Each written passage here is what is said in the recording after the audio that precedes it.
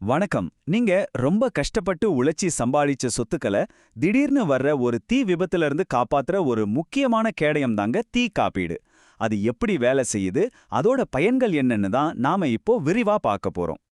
பாருங்க, தீ விபத்தை நம்மால தடுக்க முடியுமோ இல்லையோ, ஆனா அதனால வர்ற பண நஷ்டத்தை நம்மால நிச்சயமா குறைக்க முடியும். இந்த ஒரு வரிதாங்க ஃபயர் இன்சூரன்ஸோட முழு நோக்கத்தையுமே நமக்கு தெளிவா சொல்லுது. வாங்க அந்த பாதுகாப்பை எப்படி பெறதுன்னு பார்க்கலாம். முதல்ல ஒரு தீ விபத்து நடந்தா அதோட உண்மையான தாக்கம் எப்படி இருக்குன்னு புரிஞ்சுக்கலாம். இது வெறும் பில்டிங் எரியிற விஷயம் மட்டும் இல்ல, இது ஒரு மிகப்பெரிய ஃபைனான்ஷியல் ரிஸ்க். சும்மா யோசிச்சு பாருங்களேன், பல வருஷமா நீங்க கஷ்டப்பட்டு கட்டின வீடு இல்லனா ஆரம்பிச்ச ஒரு பிசினஸ் கண் சிமிட்டுற நேரத்துல தீயில எரிஞ்சு போனா அது எவ்வளோ பெரிய பண நஷ்டத்தை உண்டாக்கும். அந்த நஷ்டத்திலேருந்து மீண்டு வர்றது சாதாரண விஷயமே இல்ல. சரி, இப்படி ஒரு பெரிய நிதி பேரழிவுல இருந்து நம்மள நாமளே பாதுகாத்துக்க என்னதான் வழி? அதுக்கு உதவுற ஒரு முக்கியமான கருவிதான் இந்த தீ காப்பீடு. வாங்க அது என்னன்னு இன்னும் கொஞ்சம் தெளிவா தெரிஞ்சுக்கலாம். ரொம்ப சிம்பிளா சொல்லணும்னா, உங்க கடை, வீடு இல்ல ஃபேக்டரி மாதிரி சொத்துகளுக்கு தீ விபத்துனால ஏதாவது சேதமாச்சுன்னா இன்சூரன்ஸ் கம்பெனி அந்த நஷ்டத்தை ஈடு செய்யும். இது ஒரு ஃபைனான்ஷியல் சேஃப்டி நெட் மாதிரி. ஒரு நல்ல ஃபயர் இன்சூரன்ஸ் பாலிசினா அது வெறும் தீயினால் ஏற்படுற சேதத்துக்கு மட்டும் இல்ல, மின்னல், திடீர் வெடிப்பு, ஏன் புயல், வெள்ளம், பூகம்பம்னு பல ஆபத்துகளுக்கும் பாதுகாப்பு கொடுக்கும். அதாவது இது ஒரு முழுமையான பாதுகாப்புன்னு சொல்லலாம். அதே நேரத்துல எந்தெந்த விஷயங்களுக்கு இன்சூரன்ஸ் கிடைக்காதுங்கிறதையும் நம்ம தெரிஞ்சுக்கணும். போர் நடக்கும்போது வர்ற சேதம், வேணும்னே யாராவது தீ வைக்கிறது, இல்லன்னா தீ பரவாம சின்னதா ஏற்படுற டேமேஜுக்கெல்லாம் பொதுவா கிளைம் கிடைக்காது. இப்போ நாம ரொம்ப முக்கியமான ஒரு பகுதிக்கு வந்திருக்கோம். உங்க தேவைக்கு ஏத்த மாதிரி சரியான கவரேஜை எப்படி தேர்ந்தெடுக்கிறது? அதுக்கு சில முக்கியமான விஷயங்களை நாம இப்ப பார்க்க போறோம். உங்க பிரீமியம் தொகைய சில விஷயங்கள் முடிவு பண்ணும். உங்க சொத்தோட மதிப்பு, அது வீடா இல்ல ஃபேக்டரியாங்கிற அதோட பயன்பாடு, அப்புறம் நீங்க என்னென்ன பாதுகாப்பு ஏற்பாடுகள் செஞ்சிருக்கீங்க, இதெல்லாம் தான் அது. ஒன்னு ஞாபகம் வச்சுக்கோங்க, உங்க இடத்துல ஃபயர் அலாம், தீயணைப்பான் மாதிரியான பாதுகாப்பு வசதிகள் அதிகமா இருந்தா பிரீமியம் குறைய வாய்ப்பிருக்கு. மக்கள் பொதுவா செய்யற ஒரு மிகப்பெரிய தப்பு என்ன தெரியுமா? அதுதான் குறைவான காப்பீடு, அதாவது அண்டர் இன்சூரன்ஸ். சிம்பிளா சொன்னா, தன்னோட சொத்தோட உண்மையான மதிப்பை விட கம்மியான தொகைக்கு இன்சூர் பண்றது. இது எவ்வளோ பெரிய ஆபத்துல கொண்டு போய் விடும் தெரியுமா? ஒருவேளை நீங்க உங்க சொத்தை அதோட மதிப்புக்கு கம்மியா இன்சூர் பண்ணிட்டீங்கன்னு வச்சுப்போம். அப்போ ஒரு விபத்து நடந்தா என்ன ஆகும்?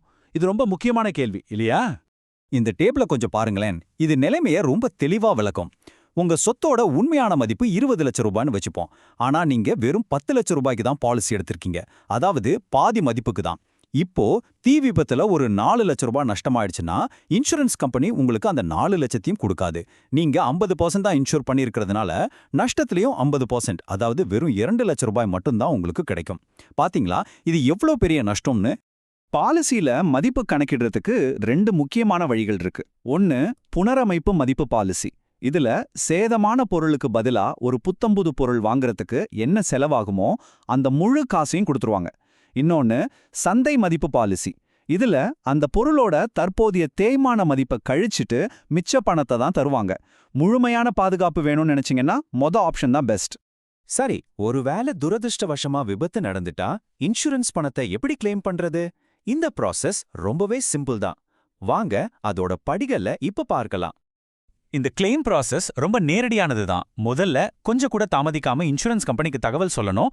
அதுக்கப்புறம் ஃபயர் சர்வீஸ் ரிப்போர்ட், போட்டோஸ் மாதிரியான ஆதாரங்களை திரட்டி கம்பெனி அனுப்புற சர்வேயர் கூட முழுசா ஒத்துழைச்சு எல்லா டாக்குமெண்ட்ஸையும் சப்மிட் பண்ணணும். இந்த கிளைம் ப்ராசஸ்ல சர்வேயரோட பங்கு ரொம்ப முக்கியம். அவங்க இன்சூரன்ஸ் கம்பெனியால நியமிக்கப்பட்ட ஒரு சுயாதீன நிபுணர். விபத்துக்கான காரணம் என்ன, உண்மையான நஷ்டம் எவ்வளோன்னு கணக்கிட்டு ஒரு ரிப்போர்ட் தருவாங்க. அந்த ரிப்போர்ட்டை வச்சு தான் உங்க கிளைம் தொகை எவ்வளோன்னு முடிவு பண்ணுவாங்க. நீங்க எல்லா டாக்குமெண்ட்ஸையும் சரியா கொடுத்துட்டீங்கன்னா பொதுவா 15ல இருந்து 30 நாளுக்குள்ள உங்க கிளைம் தொகை செட்டில் ஆயிடும். இது உங்க பண கஷ்டத்தை குறைக்க ரொம்ப உதவியா இருக்கும். கடைசியா ஃபயர் இன்சூரன்ஸோட உண்மையான பலன் என்னன்னு பேசலாம். இது வெறும் ஒரு பண பரிவர்த்தனை இல்லைங்க, இது உங்க மன அமைதிக்கும் வாழ்க்கையை திரும்பவும் தொடங்குறதுக்குமான ஒரு முதலீடு. இன்சூரன்ஸோட முழு பயனையும் நீங்க அடையணும்னா இந்த பொதுவான தவறுகளை மட்டும் செய்யாதீங்க.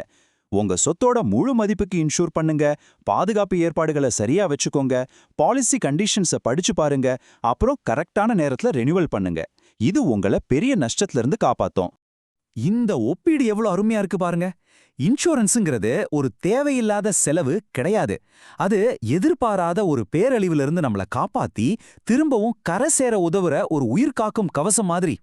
உங்க வீடு, உங்க தொழில் இதெல்லாமே உங்க கடின உழைப்போட சின்னங்கள். அந்த சின்னம் திடீர்னு வர ஒரு விபத்துல இருந்து பாதுகாப்பா இருக்கா?